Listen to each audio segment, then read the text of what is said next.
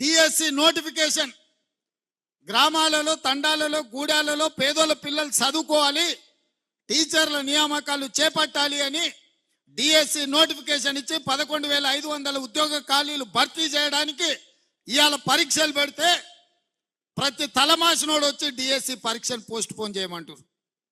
నేను అడగదలుచుకున్న ఈ వేదిక మీద నుంచి 10 ఏళ్ళ డిఎస్సి నోటిఫికేషన్ ఇయ్యనందుకే కదా పిల్లలు కొట్లాడింది, పరీక్షలు పెట్టమన్నది.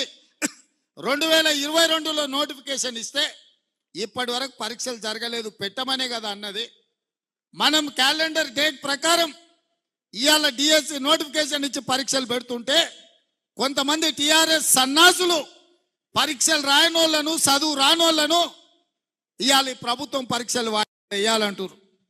గ్రూప్ 1 పరీక్షలు వాయిదాలు వేయాలంటారు.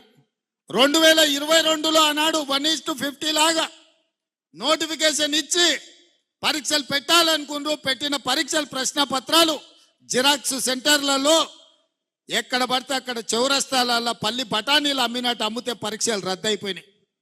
మనం వచ్చిన వెంబడే గ్రూప్ 1కు నోటిఫికేషన్ ఇచ్చి ప్రిలిమినరీ ఎగ్జామ్స్ మొత్తం నిర్వహించి సరైన సమయంలో 4 లక్షల మంది విద్యార్థులు పరీక్షలకు అప్లికేషన్లు పెట్టి 3 లక్షల మంది పరీక్షలు రాసి నిన్నగాక మొన్న 31,000 మందిని ఈ పరీక్షలకు పాస్ చేసి గ్రూప్ 1లో ప్రిలిమినరీ రిజల్ట్స్ ఇచ్చినాం. ఇప్పుడు మెయిన్ ఎగ్జామ్స్ మనం పెట్టాలంటే 1:50 కాదు 1:100 విలువని అంటారు.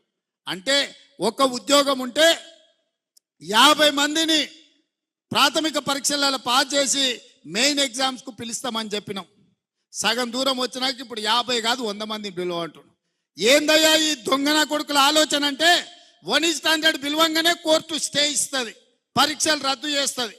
నువ్వు నోటిఫికేషన్ల 1:50 ఇచ్చి పరీక్షలు అయిపోయినాక 1:100 ఎట్లా పిలుస్తావు? ఒక ఉద్యోగానికి 50 బదులు ఒక ఉద్యోగానికి 100 మందిని ఎట్లా పిలుస్తావు? అది తప్పు అని కోర్టు పరీక్షల్ని రద్దు చేస్తుంది. మళ్ళీ మొదటి నుంచి మొదలు పెడితే మళ్ళీ ఏడాది పోతుంది. 2011లో నోటిఫికేషన్ గ్రూప్ 1 ఇస్తే ఇప్పటి వరకు 13 ఏళ్ళ ఇంతవరకు పరీక్షలు జరగలే, నియామకాలు చేయలే. వయసులో ఉన్న పిల్లగాడు మధ్య వయసుకు వచ్చిండు, పెళ్ళైనోనికి పిల్లలు అయిన వాళ్ళ పిల్లలు బడికి పోతున్నారు, పరీక్షలు మాత్రం పూర్తి కాలే.